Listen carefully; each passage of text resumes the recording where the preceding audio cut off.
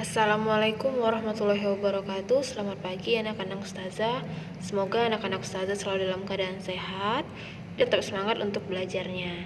Nah, untuk pembelajaran matematika kali ini kita akan melanjutkan mengenai bentuk akar dan bilangan berpangkat. Ya, sebelum memahami pengertian dari bentuk akar, kita harus tahu dulu nih bilangan rasional ya. Bilangan rasional itu bilangan yang dapat dinyatakan dalam bentuk A per B ya. Dengan B-nya bilangan bulat. Jadi kalau dia masih bisa dijadikan bentuk A per B, maka dia masih bilangan rasional. Nah, bilangan bentuk akar itu bilangan yang hasilnya bukan bilangan rasional. Ya, jadi kalau diakarin ada akar berapa gitu, nah hasilnya bukan bilangan rasional, tidak bisa dijadikan bentuk A per B, atau tidak bisa dihasilkan gitu ya menjadi bilangan bulat, maka bilangannya disebut bentuk akar gitu ya. Jadi dua tadi ya, kalau dia tidak bisa dijadikan bilangan rasional atau akarnya bukan merupakan bilangan kuadrat, maksudnya tidak bisa diakarkan hasilnya jadi bilangan bulat, maka merupakan bentuk akar.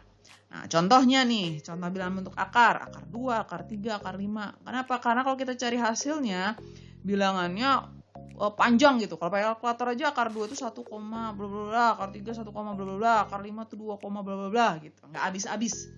Nggak bisa dinyatakan dalam bentuk A per B. Nah, maka itu termasuk bentuk akar. Nah, beda dengan akar 4, akar 9, akar 16, walaupun ada akarnya, tapi dia bukan bentuk akar. Kenapa? Karena 4 itu bilangan kuadrat. Dihasilkan bisa, akar 4 itu 2. Akar 16 pun sama, bisa jadi bentuk A per B, yaitu 4 per 1. Nah, kurang lebih seperti itu ya. Jadi tidak semua yang ada akarnya itu merupakan bentuk akar. Oke? Poin yang akan Miss bahas pertama ini adalah bagaimana mengubah dan menyederhanakan bentuk akar. Nah, pertama mengubah dulu. Nah, mengubah bentuk akar itu gimana? Jadi mengubah bentuk akar itu kita ubah bentuk akarnya menjadi bentuk pangkat atau eksponen.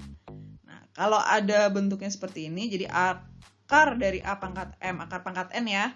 N-nya di sini, maka bentuk pangkatnya atau eksponennya adalah A pangkat M per N. Nah, kalau nggak ada angka di sini, N-nya ini nggak ada, berarti maksudnya itu 2 ya.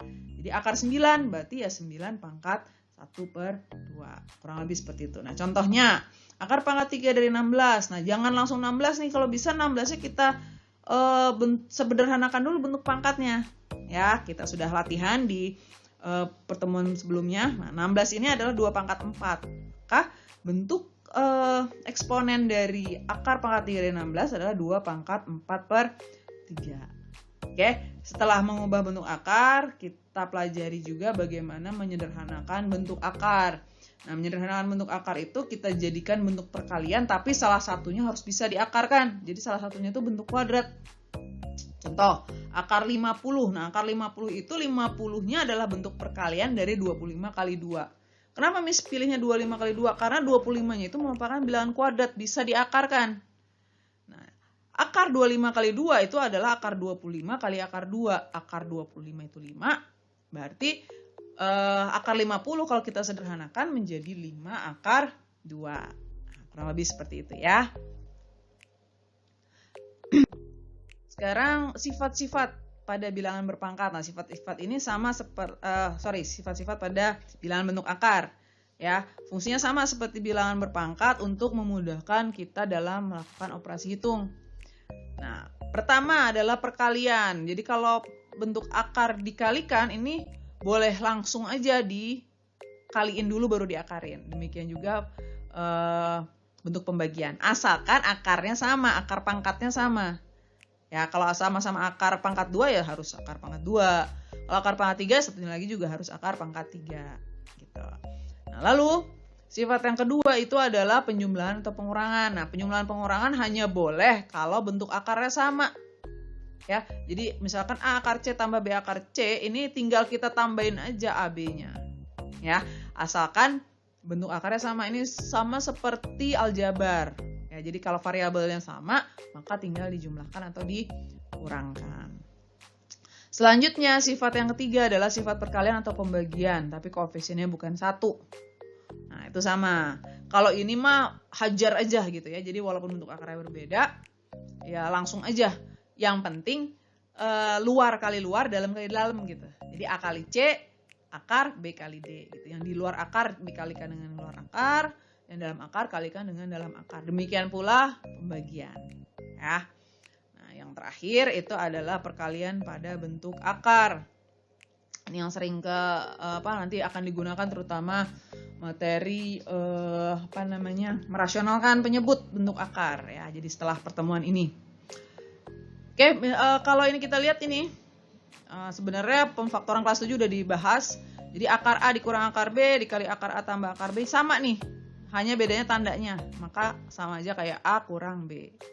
Nah, kalau dikuadratkan maka A tambah B plus minus ini maksudnya tergantung ya. Kalau soalnya tambah maka di sini tambah, kalau di sini kurang maka ini kurang. A tambah B plus minus 2 akar AB. Ini sebenarnya dari bentuk ini juga aljabar. A tambah B kuadrat itu kan A kuadrat tambah B kuadrat tambah 2AB ya. Nah, ini karena bentuk akar bentuknya seperti ini. Oke, ini sifat-sifat bilangan berpangkat. Nah, sekarang kita lihat contohnya. Contoh soalnya yang pertama.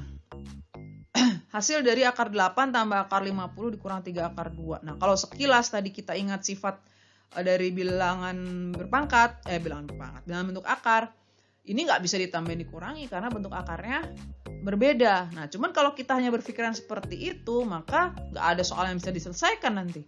Kita sudah mempelajari bagaimana menyederhanakan bentuk akar, maka sebelum kita jumlahkan atau kita kurangi, kita sederhanakan dulu. Ya. Akar 8 kita sederhanakan menjadi 4 kali 2. 50 menjadi 25 kali 2. Nah, dari sini baru kita lanjutkan. 4 kali 2 itu adalah 2 akar 2. Akar 25, 5 menjadi 5 akar 2. Nah, kita lihat di sini semua akar 2. Maka berlakulah tadi sifat. Boleh langsung dijumlahkan.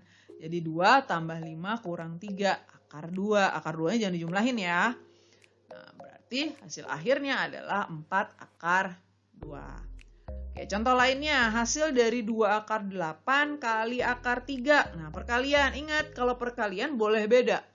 Ya, yang penting luar kali luar, dalam kali dalam. Maka ini jadi 2 akar 24. Udah selesai belum? Belum. Kita coba cek bisa disederhanain enggak?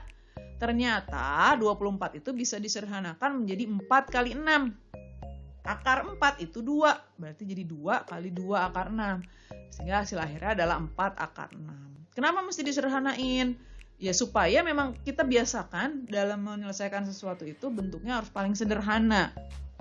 Ya, terutama nanti kalau kalian menemukan soal pilihan ganda, nggak ada nih jawaban pilihannya seperti ini 2 akar 24. Walaupun ini tidak jawaban yang salah ya, bukan jawaban salah. Tapi biasanya langsung jawaban paling sederhana. Makanya yang ada di pilihan gandanya ya 4 akar 6-nya gitu. Oke. Satu lagi contoh soalnya. Hasil dari 2 tambah 3 akar 6 kuadrat. Nah, berarti tadi ya. Jadi 2 kuadrat ditambah 2AB ya. Jadi 2 kali 2 kali 3 akar 6 ditambah 3 akar 6 kuadrat. Maka 4 tambah 12 akar 6 ditambah 9 kali 6. Sama dengan 4 tambah 12 akar 6 tambah 54. Hasil akhirnya 58 tambah 12 akar 6. Sekian materi pembelajaran kita mengenai bentuk akar. Jika anak-anak ustazah ada yang belum paham, bisa langsung ditanyakan kepada ustazah. Ustazah akhiri dengan wassalamualaikum warahmatullahi wabarakatuh.